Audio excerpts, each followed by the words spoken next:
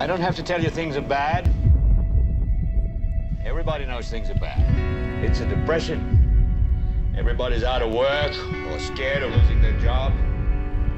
The dollar buys a nickel's worth. Banks are going bust. Shopkeepers keep a gun under the counter. Punks are running wild in the street, and there's nobody anywhere who seems to know what to do, and there's no end to it. We know the air is unfit to breathe, our food is unfit to eat. We sit watching our TVs while some local newscaster tells us that today we had 15 homicides and 63 violent crimes, as if that's the way it's supposed to be. We know things are bad, worse than bad. They're crazy. It's like everything everywhere is going crazy, so we don't go out anymore. We sit in the house, and slowly the world we're living in is getting smaller, and all we say is, please, at least leave us alone in our living rooms. Let me have my toaster and my TV and my steel-belted radios, and I won't say anything. Just leave us alone. Well, I'm not going to leave you alone.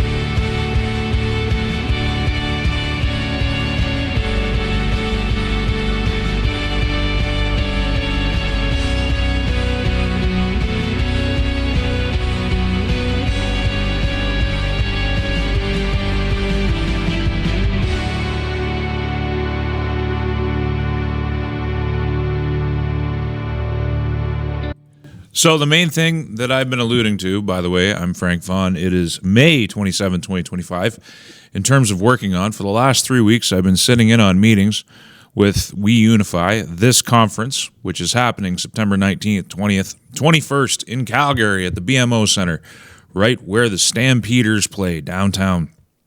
It's going to have 40 speakers. There's a lot of people that are going to be speaking that aren't listed on this video just yet. And I'm going to be one of the influencers that's responsible for, I actually don't know the specifics of what I'll be responsible for. A lot's still up in the air. There's 110 days or more between now and then. But I can tell you that I'll have some kind of role, whether it's interviewing guests, whether it's interviewing the floor, doing roundtables. I'll be there. I'll be there all those days. So it might be something for you to consider. A lot of the reason I didn't do a video yesterday was I was on the phone all day, talking to other people around this country, other influencers, other heads of organizations, trying to convey the message that this is going to be like a CPAC meets E3. And for those of you who, you might know what CPAC is if you watch this channel, but you might not know what E3 is. E3 is it's a game show, and then there's other video game awards as well, where you bring together all the influencers, the Twitch streamers, and they produce a show. This will be like that. CPAC meets influencers, all sandwiched together, 40-plus speakers, 40-plus influencers, all working together to try and convey a conservative message. And it's welcome to all. Whether you are a federalist, whether you're a sovereignist, it's time to get together, have these conversations, have debate. It might be a heck of a weekend, and so I'm going to invest my time and money going down there and being part of it moving forward. And a lot of the work that'll come out of this and arise out of this will happen offline. I won't be live streaming the phone calls and the meetings and all those things. But if you're an influencer, and there's a lot of guys who have a lot more subscribers and followers than I do, who I know watch my videos, if you're interested in being a part of this, reach out and contact me and we'll have a conversation on the phone. So hopefully you can be there. We'll be talking about this more as we move forward into the future. It should be a good show. And if you want to learn more or find out about ticket pricing so that you can plan ahead, go to WeUnify.ca. It has it's a list of the speakers, which is being updated all the time. It's going to be a powerful lineup. I'm familiar with some of the people that have not been announced yet. And I can't believe that I get to be a part of this at the ground level. So check it out. Now, unfortunately, the top line item today may render all of what we just seen and talked about irrelevant, because the Europeans are committed to trying to trigger World War III, which would be a nuclear war. MERS says Western Alliance has lifted absolutely all range limits for arms sent to Ukraine. They can hit Russia anywhere at any time. The showdown between NATO and Russia and Ukraine has escalated in a big way. German Chancellor Friedrich Merz has announced Monday that Germany, France, the UK, the US have lifted prior restrictions on how far weapons they supply to Ukraine can reach. Absolutely no limits. There are no range limits anymore for weapons delivered to Ukraine, not from Britain, the French, or from us. Also, not from the Americans. Russian media very quickly seized on the comments as representing a major turning point in NATO policy vis-a-vis Ukraine. Bloomberg, too, has emphasized this gives Ukraine the green light to strike deep inside of Russia. This is another one of those Russian red lines that we are going tripping across as thousands of Ukrainians continue to die daily. Thousands of Russians continue to die daily.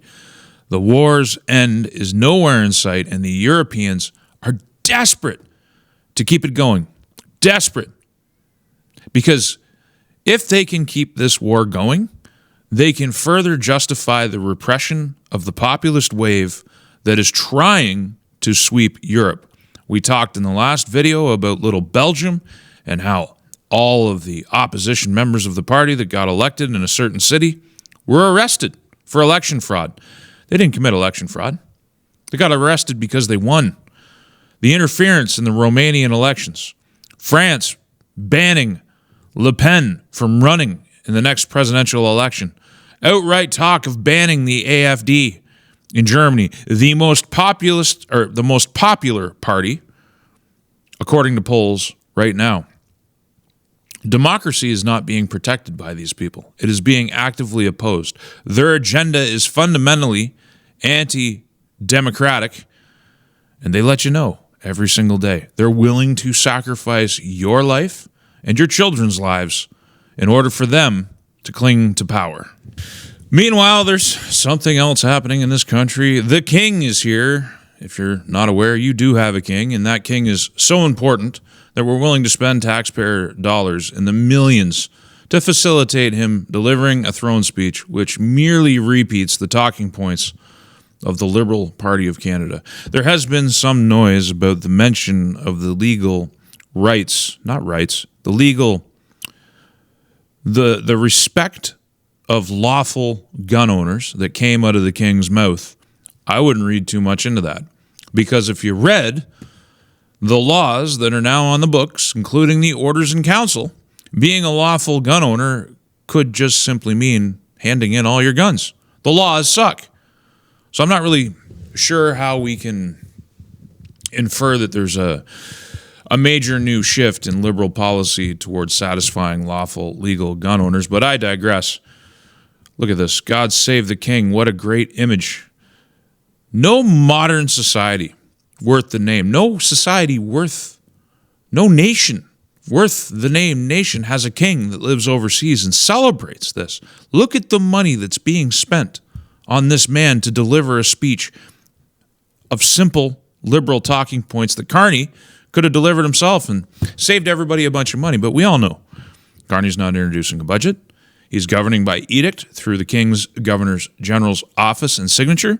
He's spending billions of dollars in excess of what we have. He's promised to add $250 billion to our debt. So he doesn't really care how much money he spends. It's your money. He's never going to miss a meal. He's never going to feel the impact. So it doesn't matter how much he spends. The king takes a royal salute, and God Save the King is played at the National War Memorial. It makes me nauseous. The Majesties didn't just visit a country. They touched hearts in Ottawa. That day, the spirit of Canada was found in its tradition and genuine warmth. This is why I believe that Western Canada has got to separate from this monstrosity. We should be pursuing a republic. We should be pursuing greater citizen rights. We should be running from a king in 2025. I remember Justin Trudeau. He came out once and he gave a speech and he said, because it's whatever it was, 2015, that's why we had to be modern. That's why we had to be woke. That's why we had to do all the sustainability and DEI and all the nonsense.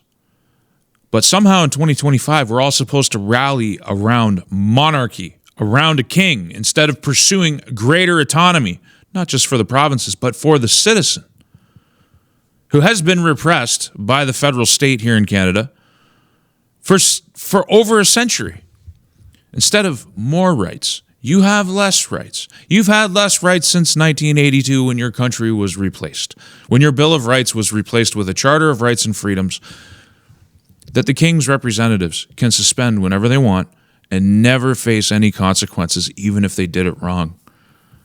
On and on and on it goes. God save the King. I don't care if I'm in a minority. I don't care if I stand alone. This is not what I want for my future.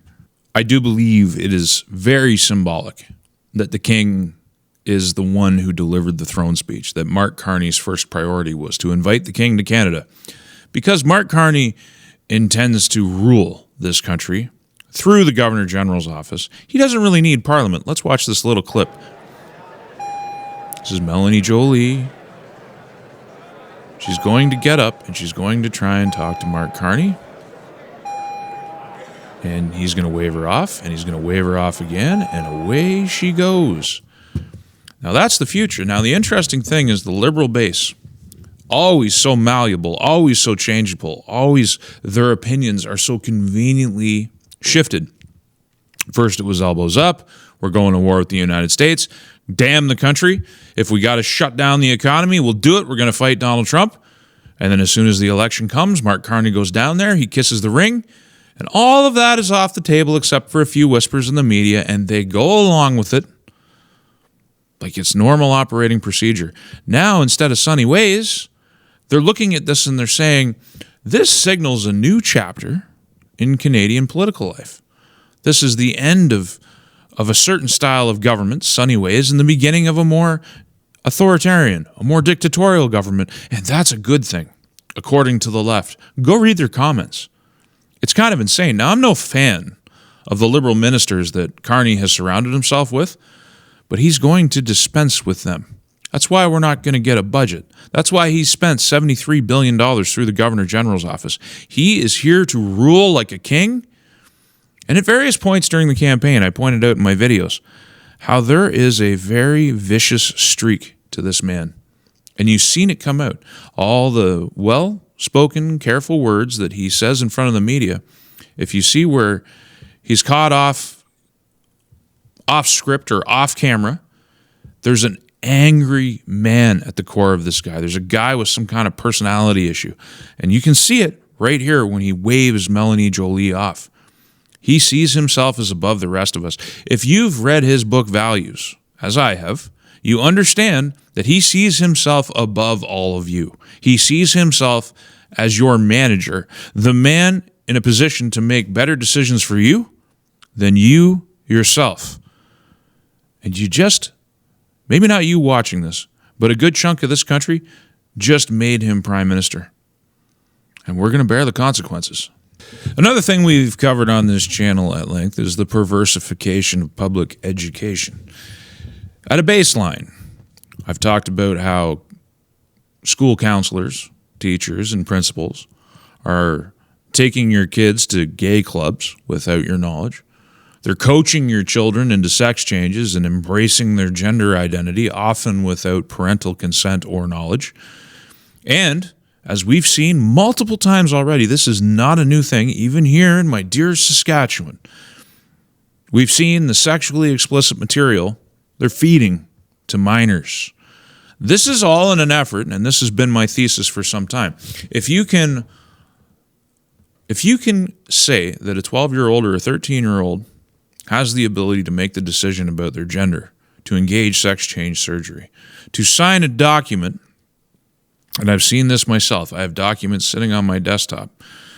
I should almost show them again, but I've showed them in previous videos, where a minor with a doctor can sign a consent form which lists all the ill effects of hormone therapy, that your sex organs will be stunted, that they will not function, that you'll be sterile, increased cancer risk, increased risk of heart disease, permanent changes in your voice and body and function, and an acknowledgement that you will never be able to change what you biologically are.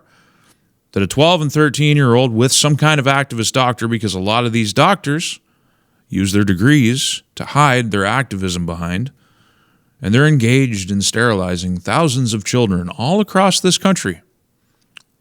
So the idea that a child can consent to this kind of mutilation lowers the age of consent in general.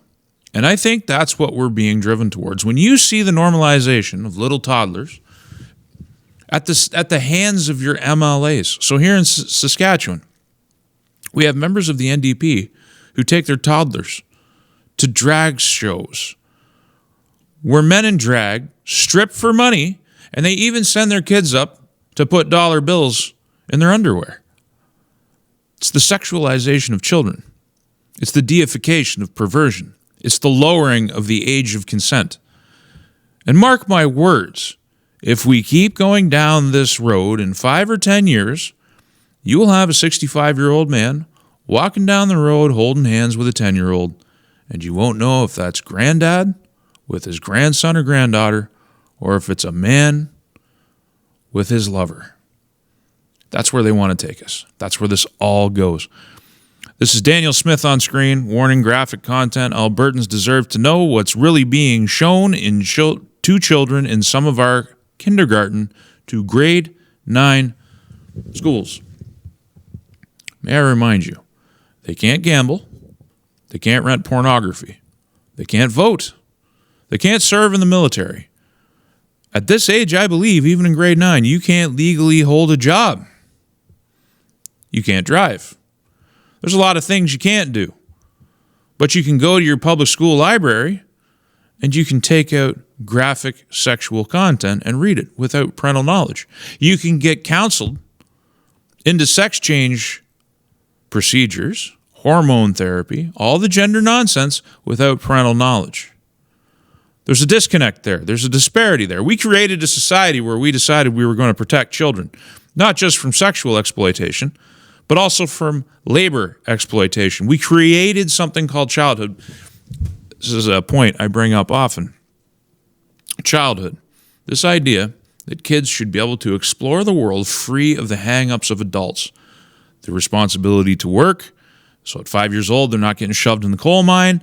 The freedom to at least have a legal framework where predation is less of a risk, or that predation actually carries healthy consequences, so there's a bit of an incentive not to abuse kids. We created all this stuff. We created childhood in the post-World War II world. It's never existed before in the way that it has, in the beautiful way that it does now, for many people. Because normal citizens, normal people are not down with this stuff, but many are afraid to speak up. Look, you got to protect your kids. You got to find your balls. It's time to speak up. You all say the same thing. Like, I've seen so many people say the same thing. You're afraid of consequences. Your one duty is to protect children. That's the one duty we should all share. You shouldn't fear consequences for protecting kids. Here I am, in my name, and I'm going to keep speaking about it, and I'm still living my life. You should be doing the same thing. This isn't about banning books, Danielle Smith says. It's about protecting kids from graphic, sexually explicit content that has no place in the classroom. Parents are right to be upset, as many of our kids are being exposed to age-inappropriate material that strips away their innocence at far too young an age. We're drawing a line. Review the content for yourself, but please know that it is graphic and not suitable for minors. I don't need to review it. I've already reviewed it in the past when it's come up here in Saskatchewan and other places. I understand that in BC and Ontario, the government supports this filth being fed to your children. This is at the heart of why Canada is broken. We're looking at children as a demographic to target for sexual perversion. Our teachers and our public educators, many of them are down with this idea, and the ones that aren't are afraid to speak up. If you're not going to protect kids, who are you going to protect? Kids don't need this. Childhood is a unique experience. You only get it once. Then all the hang-ups of adulthood come crashing down upon you. And then you have to deal with those things. The sanctity of childhood, the protection of children from sexual exploitation. Because that's the other thing. This is a doorway. When you allow this kind of content, when you do this gender nonsense, when you create this environment of tolerance for this type of perversion, you create an environment that is ripe for abuse from pedos, from people who actually want to exploit children and use them. You allow them to operate in plain sight. One of the things I've covered on this channel is how a lot of these abusers are exhibitionists. They actually want to take the risk. They get off on the risk. I know people who were ritually abused as children. And I mean, there's so many stories I've been told about where and when, but it's like the parents are asleep in the next room. Or it's a family gathering, and every room in the house is filled with sleeping people, and the predator gets them on the way to the bathroom. Or they're in a public park, and the predator, with people all around, finds a place in the bush to do the abuse. They love it. They feed off it. They're sick individuals. They shouldn't be tolerated by society. There should be no wiggle room on this. If you exploit children, if you sexually abuse children, I think there's a good case for capital punishment. But at the very least, castration. And there's people who say, well, that's a violation of human rights, Frank. It's terrible that the state would do such a thing. At the same time as they would celebrate having a king. If state power exists, for any reason, if there is one valid usage of state power, should it not be protecting children from rape? My God, people, it's incredible. But anyway, Danielle Smith, at least in some way, some measure, is moving on this. Now, I'm going to go back to my profile because, of course, there's outrage out there. And it's incredible. Laurie Sigurdsson says, make no mistake, this is about banning books. And Smith's administration is not the first in history to target and ban books seen as contrary to its ideology in order to control public discourse. Remember her name. Remember the name of anybody who would dare come out and speak against what Danielle Smith is doing. Because this is just the first step. She needs to go a lot further. I recognize that. And I ask her a very pointed question. Why do you support the sexualization of minors? All of you are extremely suspect in your motives. What are they doing? Leave the kids alone. And if you don't want to leave the kids alone, I have to ask, why? We in Western Canada desperately need to blaze a new trail because this is the direction. All the things in this video, all the things in my other videos, whether it's money laundering, the drug trafficking, the reckless spending, the perversification of children, all of these things are well entrenched in the federal government. They're well entrenched in provincial politics. And the CPC, as much as I voted for them in the last election, lack the courage to really address these issues head on. I hope they find their courage because they desperately need to find their courage. They're the only political party in a position to actually put a stop to this. It's not even a liberal agenda. It is a radical leftist perverse agenda. It is so destructive. It's fundamentally, I mean, Mark Carney, he is the anthropomorphification of the end of the nation. Nobody signifies the end of the nation. It's so funny because they campaigned under Team Canada. And yet Mark Carney's here to end this country and everything that we valued in the past. And people are celebrating it. Carla Beck is the NDP leader here in Saskatchewan. Even though she lost the election by some, whatever it was, 12 points, 15 points, I can't remember off the top of my head right now, she came very close to actually winning the election. If a few thousand votes shifted in a few ridings, the minority would have had a majority government. That's how scary it is. That's how close Saskatchewan came. Carla Beck, Saskatchewan will never be the 51st state. Canada is a beautiful country that needs to stay together, and talk of separatism is bad for our economy. Why is it so difficult for Premier Moe to do the right thing? Premier Moe is allowing people to have a conversation. And I'll tell you, after church last Sunday, I went out for lunch.